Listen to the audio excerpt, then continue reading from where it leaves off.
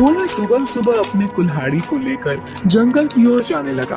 भोला रोज लकड़ियां तोड़कर लाता और गांव में जाकर बेचता। जो भी थोड़े पैसे मिलते उससे जैसे तैसे अपना पेट भरता। उस दिन जब भोला लकड़ी काटने गया, उसने देखा कि बहुत सारे पेड़ पहले से ही कटे हुए हैं। फिर अरे ये क्या, लगता है आज कलवा मुझसे पहले आकर लकड़ियां तोड़कर चला गया। वैसे भी कलवा को तो मुझसे बहुत ज्यादा लकड़ियों की जरूरत होती है, इसीलिए आया होगा। चलो अब जंगल के और अंदर जाना होगा। भोला और अंदर चला गया। उसने देखा कि बीच जंगल में बहुत से पेड़ थे। उन पेड़ों को देखकर अरे वाह, यहाँ पर तो बहुत सारे पेड़ हैं। अगले 2 महीनों तक भी रोज लकड़ियाँ काटूं तो भी कम नहीं पड़ेंगी। भोले ने पेड़ काटने के लिए कुल्हाड़ी उठाई। तभी उसने देखा कि ऊपर एक बंदरिया अपने नवजात बच्चे के साथ उस पेड़ पर बैठकर फल खा रही थी।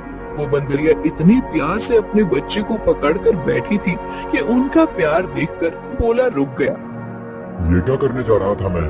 अगर मैंने ये पेड़ काट दिया, माँ बंदरिया और उसके बच्चे का घर टूट जाएगा। नहीं, मुझे ऐसा नहीं करना चाहिए। शायद इस पेड़ पर बहुत सारे फल हैं, इसीलिए ये बंदरिया यहाँ रहती होगी। चलो मैं कोई ऐसा पेड़ काटता हूँ जिस पर किसी जानवर या पंछी का घर ना हो। भोला और आगे चला गया। उसने अपनी जरूरत के अनुसार लकड़ियां काटी और उन्हें बेचने चला गया। ऐसे ही दिन बीतते रहते हैं। भोला रोज उस बंदरिया और उसके बच्चे को देखता। कभी कभी भोला बंदरिया को खिलाने के लिए घर से रोटी भी ले आता। एक दिन जब भोला लकड़ी काटने गया, तब उसने देखा कलवा उसी पेड़ पर कुल्हाड़ी चला रहा था जिस पेड़ पर उस बंदरिया रहती थी। कलवा को उस पेड़ को काटते देख अरे कलवा, ये क्या कर रहे हो? ये कैसा सवाल है? भगवान ने आंखों की जगह बटन लगाकर भेजा है क्या? दिखाई नहीं देता? लकड़ी काट रहा हूँ। वो तो मैं देख रहा हूँ कलवा, लेकिन इस पेड़ की लकड़ी क्यों काट रहे हो? किसी और पेड़ की लकड़ी काटो। पेड़ पर देखो, एक बंदरिया का घर है, उसके साथ उसके नवजात शिशु भी है कलवा। तो क्या हुआ? वो बंदरिया किसी और पेड़ पर चली जाएगी। इतने सारे पेड़ तो हैं। लेकिन कलवा, लेकिन कुछ नहीं। चल निकल जा यहाँ से। आया बड़ा मुझे सिखाने वाला। और सुन, इस पेड़ को तो पूरा मैं ही काटूंगा। ये ध्यान रखना, तुझे चाहिए तो कहीं और चला जा, नहीं तो ये देख रहा है ना कुल्हाड़ी, मुझे जरा सी भी देर नहीं लगेगी इस कुल्हाड़ी को तुझ पर चलाने में। कलवा पेड़ काटने लगा। भोला बेचारा चाह कर भी कुछ नहीं कर पाया और आगे चला गया।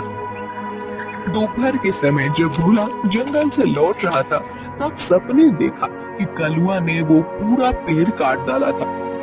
भोला को बहुत बुरा लग रहा था। तभी उसकी नजर पेड़ के एक बड़े लकड़ी के नीचे गई। वो बंदरिया उस लकड़ी के नीचे मरी पड़ी हुई थी। उसे देख भोला के आंखों में आंसू बहने लगे। भोला को लग रहा था कि शायद उसके बच्चे की भी मौत हो गई है। भोला उस बंदरिया के पास गया। तभी उसने देखा कि बंदरिया ने मरते हुए भी अपने बच्चे को अपने गोद में सुरक्षित रखा था। हे भगवान, तेरी महिमा अपरंपार है। इस बंदरिया ने मरते हुए भी अपने बच्चे को गोद में सुरक्षित रखा है। सच में माँ आखिर माँ ही होती है। लेकिन अब इस बच्चे का क्या होगा? कलवा भी कितना दुष्ट है। मैंने बताया था उसे इस पेड़ पर इस बंदरिया का घर है, लेकिन उसने मेरी बात नहीं सुनी। फिर भोला ने गड्ढा खोदकर बंदरिया के शव को उस गड्ढे में डाल दिया। फिर उसके बच्चे को अपनी गोद में उठाकर अपने साथ उसे घर ले आया। उस दिन एक बात से भोला अपने छोटे भाई की तरह उस बंदर को साथ रखने लगा। एक दिन भोला लकड़ी काटने गया था, तब क्यों भोला, सुना है तूने किसी बंदर को पाल रखा है? अरे खुद का पेट तो तुझसे भरता नहीं, अब उस बंदर को क्या खिलाएगा? वो वही बंदर है कलवा, जिसकी माँ के तुम हत्यारे हो। मैंने तुम्हें कहा था कि उस पेड़ पर उस बंदरिया का घर है, फिर भी तुमने वो पेड़ काट दिया। वो बंदरिया पेड़ से गिरकर मर गई, इसीलिए मुझे इंसानियत के नाते उस बंदर को अपने साथ ले जाना पड़ा। अगर मैं उसे नहीं ले जाता तो इस जंगल में ऐसे ही उसकी मौत हो जाती। हाँ तो तू बड़ा दयावान है ना, सारी दुनिया की इंसानियत और अच्छाई एक तुझ में ही भरी हुई है ना। कलवा, मेरी तुमसे विनती है कि आगे से तुम कोई भी पेड़ काटते समय थोड़ा ध्यान दो कि किसी जानवर पंछी का घर न टूटे। ए भोला, मैंने पहले भी एक बार तुझसे कहा था कि तू मुझे मत सिखा। जब तूने कुल्हाड़ी हाथ में लेना सीखा था ना, उसके कई साल पहले से मैं लकड़ी काट रहा हूँ। तू कौन होता है मुझे सिखाने वाला? रुक, तुझे अभी मजा चखाता हूँ। ऐसा कहकर कलुआ ने भोला को पीटना शुरू कर दिया। उसे पीटने के बाद भोला को उसने चेतावनी भी दी कि आगे से अगर वो इस गांव में लकड़ी काटने के लिए आएगा तो उसे अपनी जान से हाथ धोना पड़ेगा। बेचारा भोला घर आ गया और बंदर से बात करने लगा। चलो दोस्त, अब इस गांव से हमारा दाना पानी उठ गया है।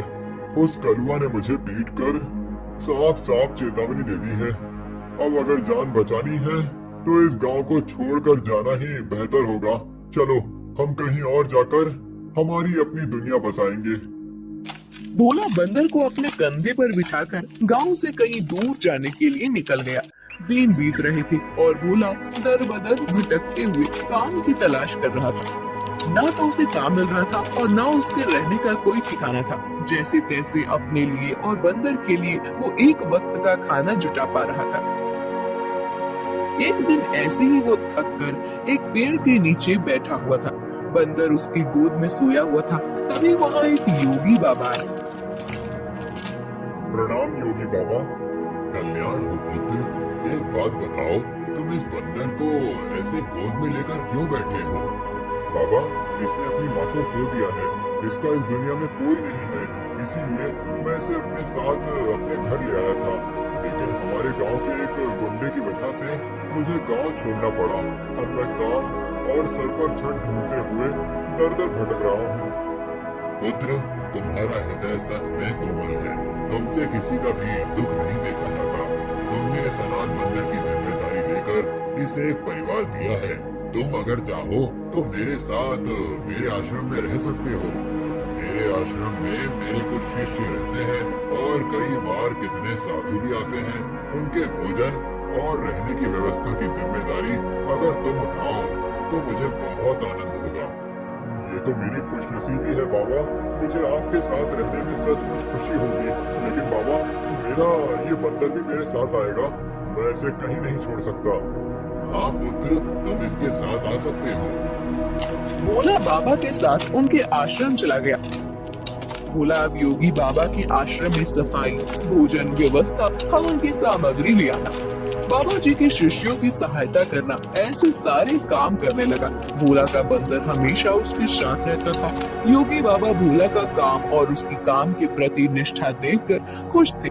बाबा हमेशा अपने बाकी शिष्य और साधुओं से भोला की तारीफ करते थे। बाबा जी का एक शिष्य था मानिक, जो भोला की तारीफ से बहुत जलता था। उसे लगता था कि भोला तो एक साधारण लड़का है, फिर भी बाबा जी उसकी बड़ी तारीफ करते हैं। जबकि मैं इतनी पढ़ाई करता हूँ, वेद पाठ करता हूँ, फिर भी बाबा जी को मेरी कोई अहमियत नहीं है। एक दिन, बड़े भैया, ये लीजिए, आपके लिए ये ताजे फल लेकर आया हूँ। बोला, आजकल तुम ज्यादा आलसी हो चुके हो। तुम्हें ज्यादा खाना ना पकाना पड़े, इसीलिए तुम ये फल लेकर आते हो। ऐसी बात नहीं है भैया, वो बाबूजी ने आज सबको फलहार करने को कहा है, इसीलिए मैं फल लेकर आया था। भोला बात कर ही रहा था कि तभी उसका दोस्त बंदर आया और उसने मानिक के फल खा लिए। अरे अरे, ये क्या? अरे संभालो तुम्हारे इस बंदर को। पूरे आश्रम को सर पर उठाकर रखा है। ये बंदर मेरे फल खा गया। भोला, अभी के अभी इस बंदर को भगाओ इस आश्रम से, नहीं तो मैं योगी बाबा से इसकी शिकायत करूंगा। मानिक भैया, मैं आपसे माफी मांगता हूँ और आपके लिए और फल लेकर आता हूँ, लेकिन मेरे इस भाई को मैं अपने से अलग नहीं कर सकता। मानिक को भोला पर बहुत गुस्सा आया। उसने योगी बाबा से भोला की शिकायत की, लेकिन बाबा जी ने भोला का पक्ष लेकर मानिक को ही सुना दिया और ध्यान मग्न हो गए। आज तो हद हो गई। इसकी वजह से गुरुजी ने मुझे डांटा। इसका कुछ करना ही पड़ेगा, लेकिन इस तरह कि मेरा नाम कहीं न जाए और इसकी छुट्टी हो जाए। कुछ दिन के बाद योगी बाबा को उस गांव के राजा ने अपने राजमहल में आने का आमंत्रण दिया। योगी बाबा अपने शिष्यों के साथ भोला को लेकर राजमहल चले गए। राजा ने उनकी बड़ी आओ भगत की। 2 दिन राजमहल में रहने के बाद सब आश्रम लौट गए। फिर 2 दिन के बाद राजा अपने कुछ दास और प्रधान के साथ आश्रम आए। क्षमा करें बाबूजी, यहाँ आकर आपको कष्ट दे रहा हूँ, लेकिन बात ही ऐसी है कि मुझे स्वयं आपकी भेंट लेने आना पड़ा। कोई बात नहीं, आपके आने का कारण बताइए। समझ नहीं आ रहा कैसे कहूँ बाबूजी, 2 दिनों से हमारी महारानी का नवलखा हार कहीं गुम हो गया है। समझ नहीं आ रहा कि कहाँ गायब हो गया। साफ साफ बताइए कि आप क्या कहना चाहते हैं। क्या हमारे जाने के बाद से वो हार गुम हुआ है? सच कहूँ तो हाँ, मतलब हम में से किसी ने वो हार चुराया है, ऐसा कहना है आपका? नहीं बाबूजी, मैं आप पर शक करने का बात नहीं कर सकता, लेकिन महारानी की वजह से मुझे यहाँ पर आना पड़ा। महाराज, आपके यहाँ आने की वजह से मुझे कोई आपत्ति नहीं हुई, लेकिन मैं अपने सारे शिष्यों को अच्छे से जानता हूँ। मेरे शिष्यों में से कोई भी चोरी जैसा पाप नहीं कर सकता। फिर भी अगर आपको तसल्ली ना हो तो आप सबकी तलाश ले सकते हैं। राजा के साथ आए हुए दासों ने सबकी तलाशी ली। तब उन्हें भोला की झोली में वो 9 लाख हार छुपाया हुआ मिला। वो भोला को पकड़कर ले गए। छोड़ो मुझे, मैंने कुछ नहीं किया है बाबूजी, मैं सच कह रहा हूँ, मैंने चोरी नहीं की। भोला, तुमने चोरी की है? मैं सोच भी नहीं सकता था कि तुम इतनी गिरी हुई हरकत कर सकते हो। नहीं नहीं मालिक भैया, मैं सच कह रहा हूँ, मैंने कुछ नहीं किया। मैंने उस हार को देखा भी नहीं था। बाबूजी, ये लड़का रंगे हाथों पकड़ा गया है, अब मैं कुछ नहीं कर सकता। मुझे इसे सजा दिलाने के लिए महल लेकर जाना होगा। बाबूजी, मुझे बचा लीजिए, मैंने सच में कुछ नहीं किया। आप मुझे जानते हैं, मैं चोरी के बारे में सोच भी नहीं सकता। बुरे से बुरे वक्त में भी मैंने चोरी नहीं की, तो अब क्या करूँगा, मेरा विश्वास कीजिए। राजा के दास भोला को ले जाने लगे। तभी उनके पीछे से आवाज आई, रुकिए, मेरे भाई ने चोरी नहीं की है। सबने पीछे मुड़कर देखा। भोला का बंदर पीछे खड़ा होकर बोल रहा था, महाराज, मेरे भाई ने चोरी नहीं की है। ये हार किसी ने जानबूझकर उसके झोले में डाला है। ये क्या, एक बोलने वाला बंदर? हाँ, मैं एक बोलने वाला बंदर हूँ। मेरे बचपन से लेकर भाई मुझसे बात करते आए हैं। ये रोज मुझसे ढेर सारी बातें करते हैं। उन्हें बोलते हुए देख और उनकी बातें सुनकर ही मैंने बोलना सीखा है। मैं दावे के साथ कह सकता हूँ, मेरे भाई ने चोरी नहीं की है। अच्छा, तो तुम दावे के साथ कह रहे हो, तो तुम्हें ये भी पता होगा कि ये हार जानबूझकर इसकी झोली में किसने डाला? हाँ, मुझे पता है, इस माड़िक ने मेरे भाई के झोले में वो हार डाल दिया था। क्या तुम सच बोल रहे हो? नहीं नहीं बाबूजी, ये झूठ बोल रहा है, मैंने सच में चोरी नहीं की है। तुम्हारी लड़खड़ाती हुई जुबान ने सब सच कह दिया है माड़िक। मैं कभी सोच ही नहीं सकता था कि तुम ऐसा करोगे। सच सच बताओ, तुमने चोरी क्यों की? और उसका इल्जाम बेचारे भोला पर डालकर क्या करना चाहते थे तुम? मानिक ने अपनी जलन के बारे में सब सच सच बाबा जी को बता दिया। महारानी के हार की चोरी की जुर्म में मानिक को पकड़ लिया गया। फिर भोला, तुम्हारा ये बंदर सच में बड़े काम का है। ये हमारे राज्य की बड़ी मदद कर सकता है। मैं चाहता हूँ कि तुम इसके साथ हमारे राज्य के गुप्तचर बन जाओ और हमारे शत्रुओं की गतिविधियों पर नजर रखो। इस बंदर पर किसी को शक नहीं होगा और तुम आसानी से सब पर नजर रख पाओगे। इस काम के बदले में तुम्हें बहुत धन दिया जाएगा। राजा जी की बात भोला को सही लगी। योगी जी ने उसमें हामी भरी। भोला अब राज्य का पहला ऐसा गुप्तचर बन गया जिसका साथ ही एक बंदर था।